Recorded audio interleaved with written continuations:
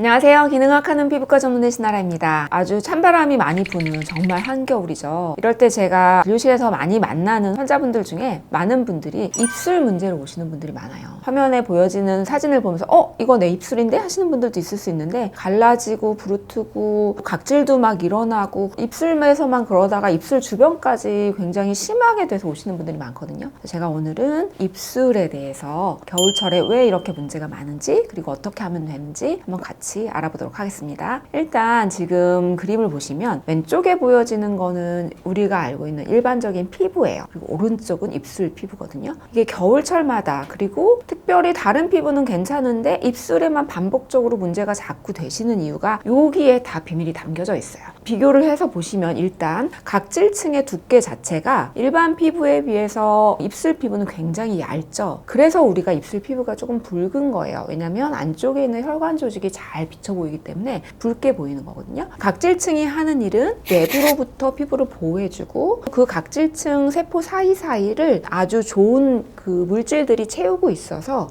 유수분 밸런스를 잘 맞춰주고 안에 있는 수분이 밖으로 잘 나가지 못하게 잘 보호해주는 그런 기능을 해요. 근데 그런 기능이 떨어져 있기 때문에 외부적인 환경에 굉장히 예민한 거죠. 또 다른 하나는 지금 보시면 우리 피부에는 뭐가 있죠? 피지선도 있고 모근도 있죠. 근데 입술에 털이 나시는 분은 없으시잖아요. 거기는 모근도 없고 피지선도 없어요. 여러분들이 피지 그러면 굉장히 피지가 많으면 피부가 안 좋아질 것 같고 왠지 피지를 다 말려버려야 될 것 같고 그런 잘못된 생각을 갖고 계시는 분들이 좀 있으신데 사실 이 피지는 우리 피부에 굉장히 중요한 역할을 해요. 피지가 있음으로 해서 나쁜 균들이 들어오는 것도 좀 막아주고요. 이때 제가 말씀드리는 피지는 건강하게 드시고 생활 습관도 좋아서 건강한 조성을 가지고 있는 그런 피지 구성을 가지고 있을 때 우리 피부를 굉장히 보호해주고 외부적인 균에서부터도 막아주는 그런 좋은 기능을 해요. 입술에는 그런 피지선이 없어요. 그렇기 때문에 외부적인 환경이 건조하거나 이런 겨울철처럼 차가운 바람이 불거나 뭔가 또 맞지 않은 물질에 노출이 되거나 하면 입술이 다른 피부보다 훨씬 더 빨리 반응을 하는 거죠. 저는 사실 환자분들이 딱 오셨을 때 굳이 입술 문제로 오지 않으셔도 특별히 미용 치료를 하러 오셨어도 제가 입술을 이렇게 주의 깊게 보는 이유가 이런 이유 때문에 우리 피부가 건조한지 아닌지 외부의 어떤 환경에 대해서 어떤 배리어를 잘 형성하고 있는지를 입술 피부를 보면 간접적으로 알 수 있어요. 나는 겨울철만 되면 왜 이렇게 입술이 건조해지지 하시는 분들은 내가 내 피부 자체가 유수분 밸런스가 좀 잘 깨지는 피부고 내가 조금 더 수분, 그러니까 마시는 수분이던 피부에 대한 것들은 이런 수분 보충에 신경을 써줘야겠다라는 생각을 하시는 게 좋겠습니다. 자, 그러면 입술에 문제가 생기면 어떻게 할까요? 제가 이렇게 영상을 찍게까지 된 이유 중에 하나는 뭔가 문제가 생기시면 병원에 오시면 좋은데 혼자서 진단을 하시거나 네이버에 물어보시거나 아니면 아예 약국으로 가셔서 계속 바이러스 질환이 아닌데 바이러스 약을 바르시거나 비땡땡 이렇게 의약품이 아닌 걸 계속 발라서 점점 심해진 다음에 오시는 분들이 굉장히 많아요. 그래서 제가 말씀드리고 싶은 건 일단 정확한 진단이 먼저입니다. 얼마나 좋습니까? 우리나라는 미국이나 유럽처럼 피부과 의사를 만나려면 막 3개월, 6개월 기다리지 않고 그냥 빨간색 피부과 전문의 간판만 확인하시고 가셔서 진료를 보시면 정확한 진단을 받으실 수 있잖아요. 그래서 일단 정확한 진단을 받으셔서 여러분들이 많이 알고 있는 바이러스성 질환인지 물집이 생기는 헤르페스성 질환인지 아니면 정말 자극성, 접촉성 피부염인지 그것도 아니면 알레르기성인지 아니면 약간 감염이 동반된 건지 이것도 저것도 아니면 뭔가 다른 질환인지를 일단 정확히 진단을 받는 게 굉장히 중요합니다. 여기서 제가 여러 가지 말씀드린 것 중에 또 포다이스 반이라는 게 있어요. 지금 사진을 보여드린 것처럼 입술에 하얗게 뭔가 끼어있는 것처럼 돼 있는데 이거를 바이러스 질환이나 다른 질환을 알고 다른 약만 계속 바르고 오시는 분들이 있으세요. 이거는 포다이스 반이라는 질환인데요. 여기에 대해서는 제가 다음 주에 좀 더 자세하게 설명을 드리도록 하겠습니다. 또 한 가지는 구각구순염이라는 게 있어요. 구각이라는 건 이 입술 양쪽을 말하는 건데 여기가 갈라지고 계속 각질이 일어나고 반복되시는 분들이 있거든요. 그런 분들은 물론 아까 말씀드린 대로 그런 자극적인 성분이 닿아서 그런 경우도 있지만 그쪽에 감염이 같이 있거나 아니면 영양 성분의 불균형이 있는 경우에 비타민 B 컴플렉스나 철분이나 성인이나 또는 다이어트 하신다고 제대로 잘 안 드셔서 단백질이나 이렇게 전체적으로 영양의 불균형이 있는 분들한테도 많이 생기세요. 그래서 아마 저희 병원에 진료를 받으러 오시는 분들은 너무 반복적으로 국악구 수염이 되신 분들은 제가 혈액 검사도 좀 권해드리고 처방전 나갈 때 경구용 영양 성분도 좀 처방 받으신 경험들이 있으실 거예요.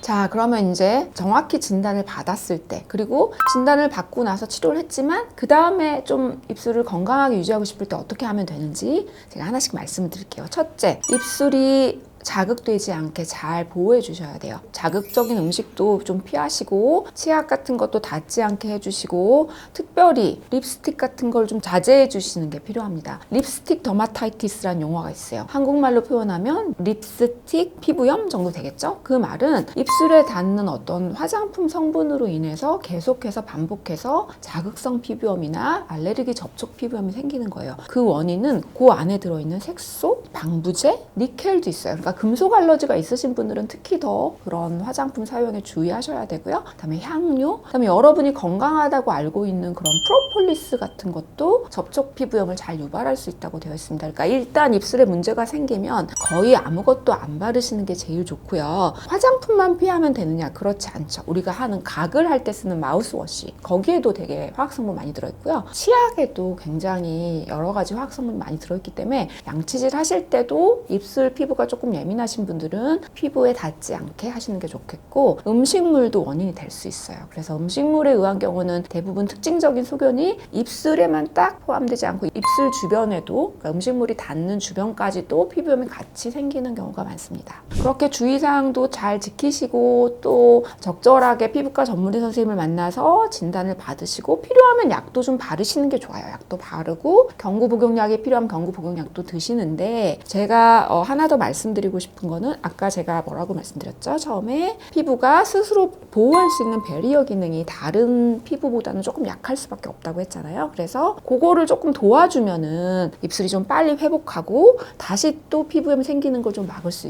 있을 것 같아요. 그래서 여러 가지 문헌이나 교과서나 이런 데서도 입술을 좀 보호해 줄 수 있는 걸 발라주는 게 좋다. 쉽게 말해서 립밤이라고 표현을 하죠. 근데 시중에 나와 있는 립밤들은 아까 제가 말씀드린 그런 화학 성분들이 많이 들어와 있어서 그동안은 주로 피부과 선생님들이 바세린을 발라보세요 이렇게 말을 했을 거예요. 그리고 저도 그렇게 환자분들한테 말씀드렸는데 바세린은 너무 끈적거리기도 하고 그걸 또 너무 오래 바르는 거는 살짝 문제가 될 수 있다고 제가 전에도 한번 말씀을 드렸어요. 그래서 제가 늘 항상 그게 고민이었어요. 우리 환자분들이 조금 입술에 해가 되지 않으면서 입술이 회복되게 좀 도와주고 또 나중에도 입술을 건강하게 유지하게 약간 이렇게 배리어를 도와줄 수 있는 그런 제품이 있으면 좋겠다. 그래서 막 시중에 나와 있는 제품을 막 찾아도 별로 마음에 드는 게 없어서 권해드리지 못했고, 이제 여러 회사들이랑 접촉을 해서 제가 이러이러한 제품을 좀 만들었으면 좋겠는데 좀 도와주세요 했을 때 선뜻 응해주시는 회사가 별로 없었습니다. 그런데 이번에 그런 제품을 만들게 되어서 여러분들한테 소개해드리려고 합니다.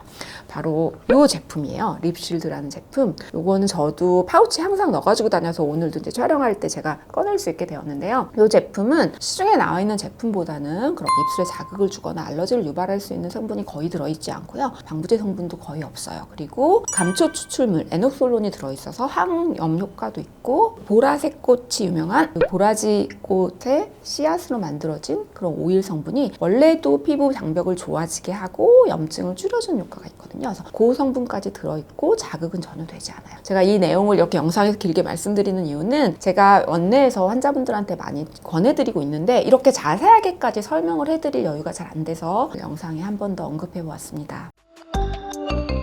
오늘 제 영상이 반복해서 입술에 문제가 생기셔서 그동안 많이 힘들었던 분들한테 도움이 많이 되시길 바라고요. 오늘 크리스마스네요. 크리스마스의 원래 의미를 잘 되새겨보는 그런 의미 있고 주변 이웃들을 돌아보는 그런 따뜻한 크리스마스 보내시기를 바랍니다. 메리 크리스마스! 오늘도 피부가 보내는 신호를 놓치지 마세요. 키능의학 채널이 도와드립니다.